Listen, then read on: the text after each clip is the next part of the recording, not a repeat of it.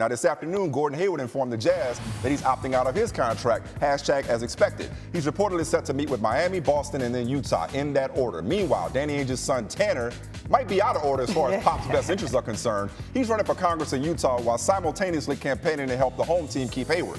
Tweeted him last night to be mindful of the potential quote-unquote millionaire tax en masse. That's cold-blooded. Not the first time he's added the Jazz star. Danny laughed it off. He's got another son, of course, Austin, working with him in the front office. Now, Mark Stein, he had reported that the Heat were as big a threat to the Celtics, or as the Celtics, to the Jazz. But today, Stein says that the Celtics have since, quote, ramped it up. To me, Boston's a no-brainer for Gordon Hayward.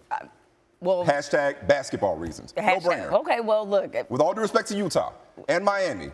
If I had to rank those three, I'd say that Utah was probably last, okay? Right. I really do expect Gordon Hayward to leave. Now, here's the thing about Miami. Don't sleep on Miami. Nobody's sleeping on Miami. They're always a factor in free agency. No, they are always a factor because obviously you have Pat Riley, a master architect in terms of putting these teams together. The ultimate recruiter. A lot of young talent there. You saw how the Heat, the second half of their season, they really seem to get some things together.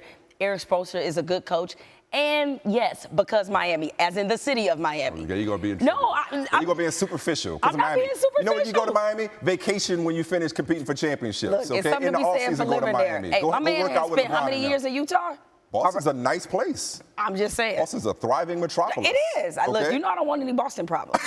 All I'm saying is that when you combine city, organizations, I'm not going to pretend that Boston doesn't have the better team. Obviously, but the whole package, no state tax. Whiteside, Dragic, and Justice this is somebody Winslow. who is used to being the best player on his team. And he would make them better. But if he goes and then Paul George goes and you're playing for Brad Stevens, a coach you already know, along with Al Horford and Isaiah Thomas, and now you got Danny Ainge, the master architect, having Jaylen Brown and Jason Tatum. That's the better basketball situation for him. So I get Miami, maybe nice and warm and no state tax, and a credible and respectable and competitive organization. I got it. But to me, there's no comparison when you talk about if your job is playing basketball. That's your job. Right. And your objective is to win. Boston gives you the best opportunity to do that. Maybe able to have both.